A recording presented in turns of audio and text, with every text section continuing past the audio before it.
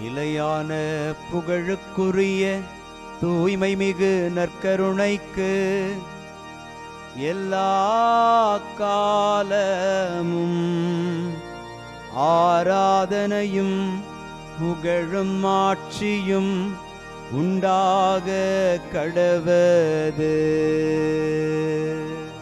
நிலையான புகழுக்குரிய தூய்மை மிகு நற்கருணைக்கு எல்லா காலமும் ஆராதனையும் புகழும் ஆட்சியும் உண்டாக கடவது. நிலையான புகழுக்குரிய தூய்மை மிகு நற்கருணைக்கு எல்லா காலமும் ஆராதனையும் புகழும் ஆட்சியும் உண்டாக கடவது.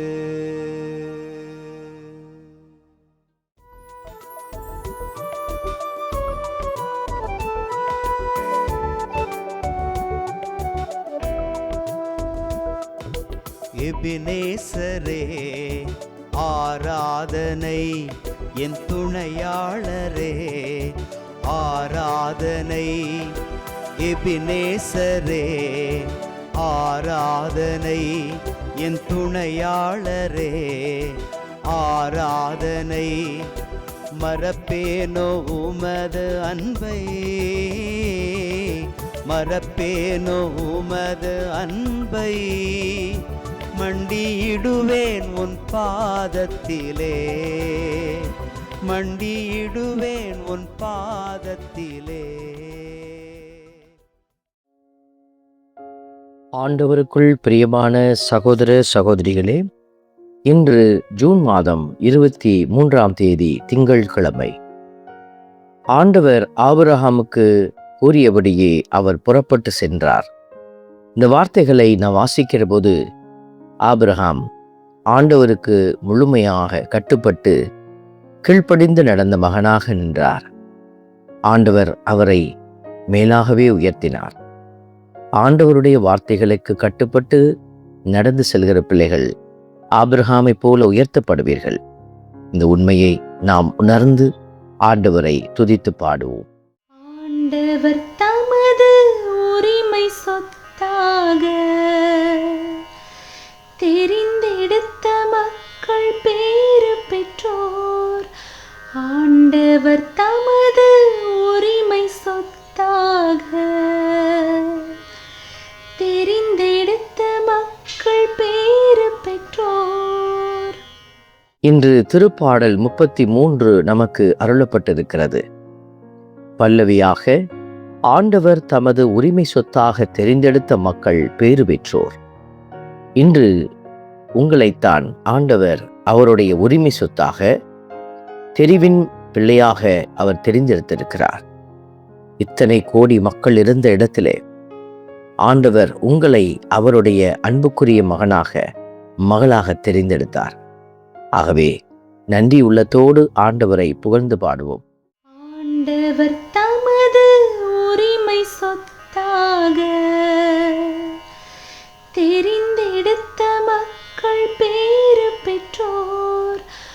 ஆண்டவர் தமது உரிமை சொத்தாக தெரிந்தெடுத்த மக்கள் பேறு பெற்றோர். வானினின்று ஆண்டவர் பார்க்கின்றார், மானிடர் அனைவரையும் காண்கின்றார். இந்த வார்த்தைகள் கடவுளுடைய மிகப்பெரிய விசாலமான பார்வையை அது உணர்த்துகிறது. அவர் யாரையும் கண்ணோக்காமல் இருக்க முடியாது. குறிப்பாக அவரை நோக்கி பார்க்கிற பிள்ளைகளை அவர் கண்ணோக்கி பார்க்கின்றார். இதோ உங்களையும் இன்று அவர் பார்க்கின்ற தெய்வமாக இருந்து கண்காணித்து கொண்டும் உங்களை கரபிடித்து வழிநடத்தி கொண்டும் இருக்கிற அந்த தெய்வத்தை பாடி புகழ்ந்து ஆராதிப்போம். ஆண்டவர் தமது உரிமை சொத்தாக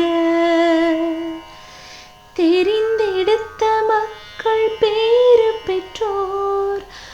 ஆண்டவர் தமது உரிமை சொத்தாக தெரிந்தெடுத்த மக்கள் பேறு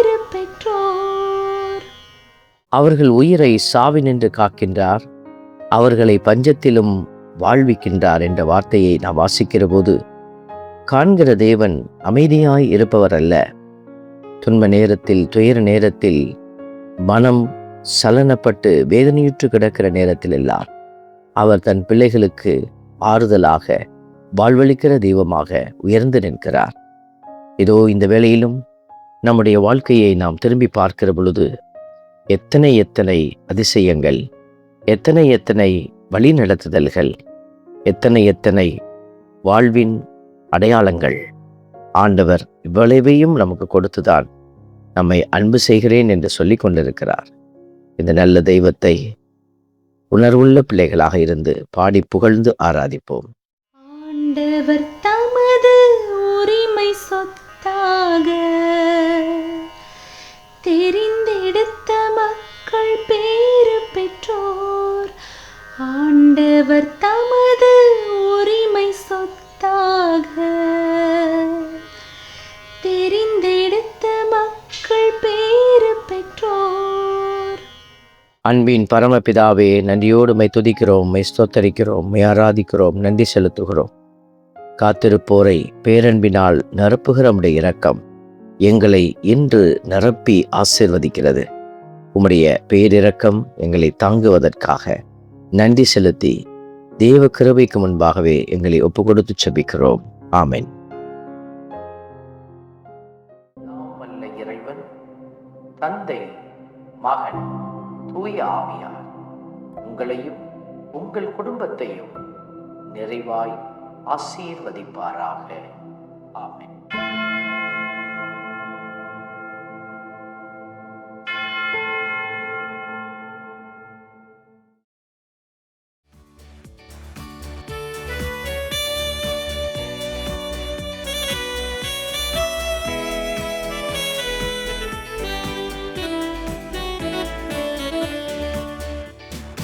இஸ்ரவேலின் துதிகளுக்குள் என்றும் வாசம் செய்பவரே, உம்மை நம்பி வந்த யாவருக்கும் என்றும் நன்மைகள் செய்பவரே, உம்மை என்றென்றுமே என்றென்றுமே பாடி புகழ்ந்திடுவோம். உம்மை எந்நாளுமே எந்நாளுமே ஆராதனை செய்குவோம். உம்மை என்றென்றுமே என்றென்றுமே பாடி புகழ்ந்திடுவோம். உம்மை எந்நாளுமே எந்நாளுமே ஆராதனை செய்குவோம். ஆராதனை ஆராதனை ஆராதனை உமக்கே. அல்லேலூயா அல்லேலூயா, துதி மகிமை உமக்கே. ஆராதனை ஆராதனை ஆராதனை உமக்கே. அல்லேலூயா அல்லேலூயா, துதி மகிமை உமக்கே.